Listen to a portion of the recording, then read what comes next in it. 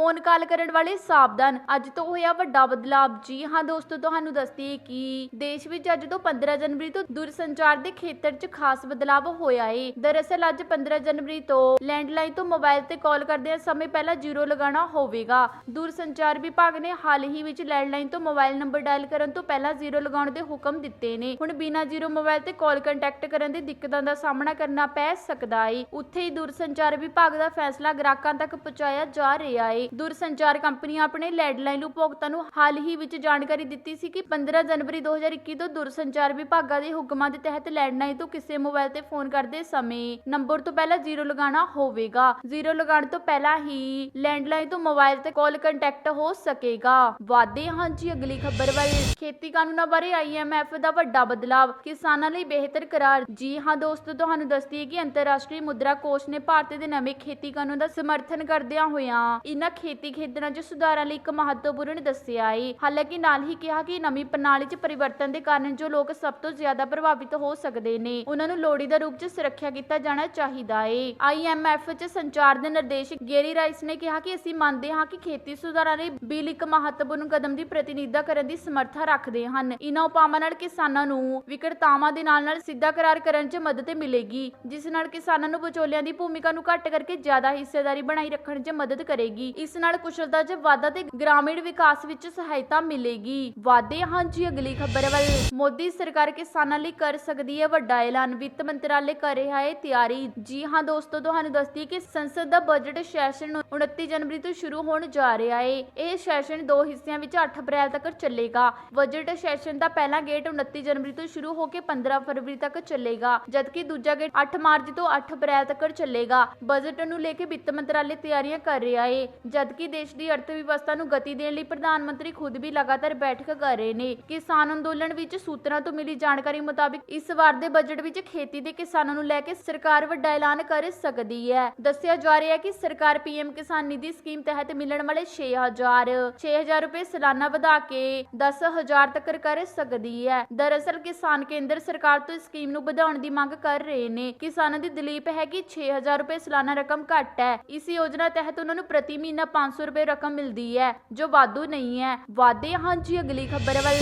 Biden ਦਾ ਵੱਡਾ ਐਲਾਨ, ਹਰ ਅਮਰੀਕੀ ਦੇ ਖਾਤੇ ਵਿੱਚ ਪਾਉਣਗੇ $1400। ਜੀ ਹਾਂ ਦੋਸਤੋ, ਤੁਹਾਨੂੰ ਦੱਸਦੀ ਕਿ 20 ਜਨਵਰੀ ਨੂੰ ਅਮਰੀਕਾ ਦੇ ਰਾਸ਼ਟਰਪਤੀ ਬਣਨ ਜਾ ਰਹੇ ਜੋ ਬਾਈਡਨ ਨੇ ਆਪਣਾ ਸਭ ਤੋਂ ਅਹਿਮ ਚੋਣ ਵਾਅਦਾ ਪੂਰਾ ਕਰਨ ਦੀ ਘੋਸ਼ਣਾ ਕਰ ਦਿੱਤੀ ਹੈ। ਬਾਈਡਨ ਨੇ ਕਰੋਨਾ ਕਾਰਨ ਗੰਭੀਰ ਰੂਪ ਨਾਲ ਪ੍ਰਭਾਵਿਤ ਹੋਈ ਅਮਰੀਕੀ ਆਰਥਿਕਤਾ ਨੂੰ ਮੁੜ ਲਈ ਤੇ ਪਾਉਣ ਲਈ $1.9 ਲੱਖ ਕਰੋੜ ਦਾ $1.9 ਲੱਖ ਦੇ ਰਾਹਤ ਪੈਕੇਜ ਦੀ ਘੋਸ਼ਣਾ ਕੀਤੀ ਹੈ। ਇਸ ਨੂੰ ਕੁਝ ਹਿੱਸਿਆਂ ਵਿੱਚ ਵੰਡਿਆ ਜਾ ਰਿਹਾ ਹੈ। ਪੈਕੇਜ ਨੂੰ ਸੰਸਦ ਦੇ ਦੋਨਾਂ ਸਦਨਾਂ ਵਿੱਚ ਪਾਸ ਕਰਵਾਉਣਾ ਹੋਵੇਗਾ। ਮੋਟੇ ਤੌਰ ਤੇ ਦੇਖੀਏ ਤਾਂ ਪੈਕੇਜ ਲਾਗੂ ਹੋਣ ਤੋਂ ਬਾਅਦ ਹਰ ਅਮਰੀਕੀ ਦੇ ਖਾਤੇ ਵਿੱਚ $1400 ਭੇਜੇ ਜਾਣਗੇ। ਇੱਕ ਹੋਰ ਖਾਸ ਗੱਲ ਇਹ ਹੈ ਕਿ ਬਾਈਡਨ ਦੇ ਪੈਕੇਜ ਵਿੱਚ ਛੋਟੇ ਕਾਰੋਬਾਰੀਆਂ ਨੂੰ ਵੀ ਰਾਹਤ ਦਿੱਤੀ ਗਈ ਹੈ। ਪੈਕੇਜ ਨੂੰ ਅਮਰੀਕਨ ਰੈਸਕਿਊ ਪਲਾਨ ਦਾ ਨਾਂ ਦਿੱਤਾ ਗਿਆ ਹੈ। ਇਸ ਪੈਕੇਜ ਦਾ ਸਿਰਫ ਇੱਕ ਮਕਸਦ ਅਮਰੀਕੀ ਅਰਥ ਵਿਵਸਥਾ ਨੂੰ ਪਟੜੀ ਤੇ ਚਾੜਨਾ ਹੈ। ਵਾਧੇ ਹਾਂ ਜੀ ਅਗਲੀ ਖਬਰ ਵੱਲ।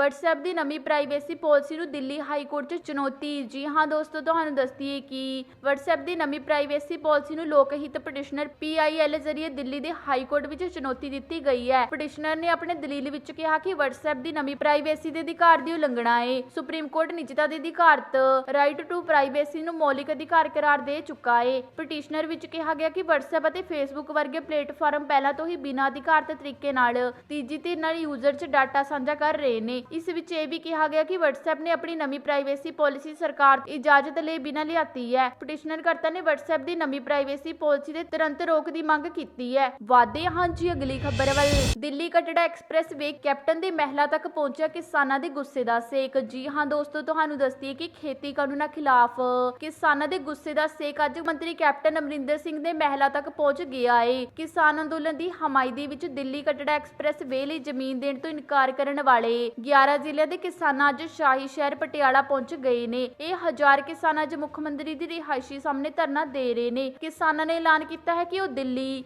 ਕਟੜਾ ਐਕਸਪ੍ਰੈਸ ਵੇ ਜਾਮਨਗਰ ਵਾਲਿਆਂ ਬਠਿੰਡਾ ਐਕਸਪ੍ਰੈਸ ਵੇ ਤੇ ਪਿੰਡ ਵੱਲੋਵਾਲ ਤੋਂ ਵਾਇਆ ਬਰਨਾਲਾ ਹੋ ਕੇ ਬਠਿੰਡਾ ਜਾ ਰਹੀ ਹੈ। ਬਠਿੰਡਾ ਜਾ ਰਹੀ ਨਵੀਂ ਸੜਕ ਲਈ ਜ਼ਮੀਨ ਨਹੀਂ ਦੇਣਗੇ। ਉਹਨਾਂ ਨੇ ਕਿਹਾ ਕਿ ਅੱਜ ਪੱਕੇ ਤੌਰ ਤੇ ਪੰਜਾਬ ਸਰਕਾਰ ਖਿਲਾਫ ਧਰਨਾ ਲਗਾਉਣ ਆਏ ਹਨ। ਉਹਨਾਂ ਨੇ ਕਿਹਾ ਕਿ ਪੰਜਾਬ ਸਰਕਾਰ ਕੇਂਦਰ ਸਰਕਾਰ ਨਾਲ ਮਿਲ ਕੇ ਕਿਸਾਨਾਂ ਨੂੰ ਬਰਬਾਦ ਕਰਨ ਤੇ ਲੱਗੀ ਹੋਈ ਹੈ ਤੇ ਹੁਣ ਨਵੇਂ ਖੇਤੀ ਕਾਨੂੰਨ ਰਾਹੀਂ ਕਾਰਪੋਰੇਟਰਾਂ ਲਾਹਾਂ ਬਚਾਉਣ ਲਈ ਪੰਜਾਬ ਸਰਕਾਰ ਕੇਂਦਰ ਨਾਲ ਮਿਲ ਕੇ ਕਟੜਾ ਐਕਸਪ੍ਰੈਸ ਕੱਢ ਰਹੀ ਹੈ। ਵਾਦੇ ਹਾਂ ਜੀ ਅਗਲੀ ਖਬਰ ਵੱਲ। ਸ਼ਰਾਬ ਪੀਣ ਵਾਲੇ ਸਾਵਧਾਨ, ਹੋਸ਼ ਉਡਾ ਦੇਗੀ ਨਵੀਂ ਖੋਜ। ਜੀ ਹਾਂ ਦੋਸਤੋ, ਤੁਹਾਨੂੰ ਦੱਸਦੀ ਕਿ ਇੱਕ ਨਵੀਂ ਖੋਜ ਅਨੁਸਾਰ ਇੱਕ ਦਿਨ ਵਿੱਚ ਸ਼ਰਾਬ ਦਾ ਇੱਕ ਛੋਟਾ ਗਿਲਾਸ ਪੀਣ ਦਾ ਸੰਬੰਧ ਦਿਲ ਦੀਆਂ ਸਮੱਸਿਆਵਾਂ ਨਾਲ ਜੁੜਿਆ ਹੋਇਆ ਹੈ। ਖੋਜਕਾਰਾਂ ਨੇ 1 ਲੱਖ ਤੋਂ ਵੱਧ ਲੋਕਾਂ ਦੇ ਦਿਲ ਦੀ ਸਿਹਤ ਤੇ ਪੀਣ ਵਾਲੀਆਂ ਆਦਤਾਂ ਦਾ ਪ੍ਰੀਖਣ ਕੀਤਾ ਹੈ। ਖੋਜ ਵਿੱਚ ਸ਼ਾਮਿਲ ਲੋਕਾਂ ਦੀ ਉਮਰ 24 ਸਾਲ ਤੋਂ 97 ਸਾਲ ਦੀ ਸੀ। ਯੂਰਪੀ ਸੁਸਾਇਟੀ ਆਫ ਕਾਰਡੀਓਲੋਜੀ ਵਿੱਚ ਪ੍ਰਕਾਸ਼ਿਤ ਖੋਜ ਵਿੱਚ ਸਵੀਡਨ, ਨਾਰਵੇ, ਫਿਨਲੈਂਡ, ਡੈਨਮਾਰਕ ਤੇ ਇਟਲੀ ਦੇ ਲੋਕਾਂ ਦਾ ਡਾਟਾ ਸੀ। ਉਹਨਾਂ ਦੇ ਵਿਸ਼ਲੇਸ਼ਣ ਵਿੱਚ ਲੰਬੇ ਸਮੇਂ ਤੋਂ ਚੱਲ ਰਹੀ ਮਾਨਤਾ ਦੀ ਪੁਸ਼ਟੀ ਹੋਈ ਹੈ। ਅਲਕੋਹਲ ਦੀ ਮਾਮੂਲੀ ਮਾਤਰਾ ਦਿਲ ਦੇ ਨਾਕਾਮ ਹੋਣ ਦੀ ਹਿਫਾਜ਼ਤ ਕਰਦੀ ਹੈ। ਭਾਵ ਇਥਨੋਲ ਦੀ 20 ਗ੍ਰਾਮ ਮਾਤਰਾ ਆਦਰਸ਼ ਹੈ। ਇਹ ਮਾਤਰਾ ਉਸ ਸਥਿਤੀ ਲਈ ਸੱਚ ਸਿੱਧੀ ਹੁੰਦੀ ਹੈ ਜਿਸ ਨੂੰ ਦਿਲ ਦੀਆਂ ਅਨਿਯਮਿਤ ਧੜਕਣਾਂ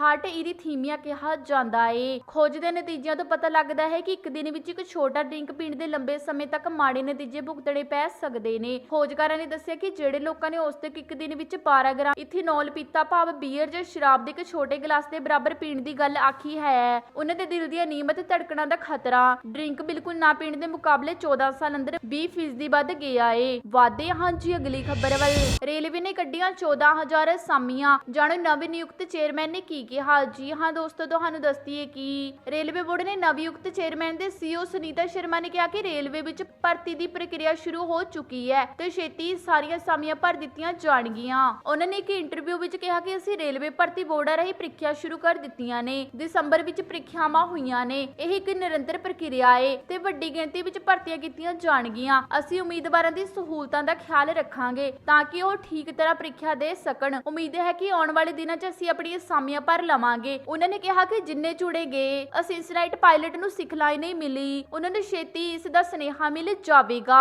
ਵਾਦੇ ਹਾਂ ਜੀ ਅਗਲੀ ਖਬਰ ਵੱਲ। ਕੇਂਦਰ ਸਰਕਾਰ ਦਾ ਤੋਹਫਾ, ਹੁਣ ਇਹਨਾਂ ਲੋਕਾਂ ਨੂੰ ਮਿਲੇਗੀ PF ਪੈਨਸ਼ਨ ਦੇ ਲਾਭ। ਜੀ ਹਾਂ ਦੋਸਤੋ, ਤੁਹਾਨੂੰ ਦੱਸਦੀ ਹੈ ਕਿ ਕੇਂਦਰ ਸਰਕਾਰ ਦੇ ਦੇਸ਼ ਦੇ ਮੁਲਾਕਾਂ ਲਈ ਇੱਕ ਵੱਡਾ ਫੈਸਲਾ ਲਿਆ ਹੈ। ਉਹਨਾਂ ਨੂੰ ਸਮਾਜਿਕ ਸੁਰੱਖਿਆ ਦੇ ਦਾਇਰੇ 'ਚ ਲਿਆਉਣ ਦਾ ਫੈਸਲਾ ਲਿਆ ਗਿਆ ਹੈ। ਨਾਲ ਹੀ PF ਅਤੇ ਪੈਨਸ਼ਨ ਦਾ ਲਾਭ ਵੀ ਮਿਲੇਗਾ। ਇਸ ਪ੍ਰਸਤਾਵ ਨੂੰ ਸਰਕਾਰ ਨੇ ਸਿਧਾਇਕ ਮਨਜ਼ੂਰੀ ਦਿੱਤੀ ਹੈ। ਇਸ ਲਾਭ ਨੂੰ 4 ਲੱਖ ਮਲਾਹਾਂ ਨੂੰ ਹੋਵੇਗਾ। ਭਾਰਤੀ ਰਾਸ਼ਟਰੀ ਸਮੁੰਦਰੀ ਜਹਾਜ਼ ਯੂਨੀਅਨ ਕਰਮਚਾਰੀ ਕਲਿਆਣ ਯੋਜਨਾ ਨੂੰ ਮਨਜ਼ੂਰੀ ਲਈ ਲੰਬੇ ਸਮੇਂ ਤੋਂ ਮੰਗ ਕਰ ਰਹੇ ਨੇ।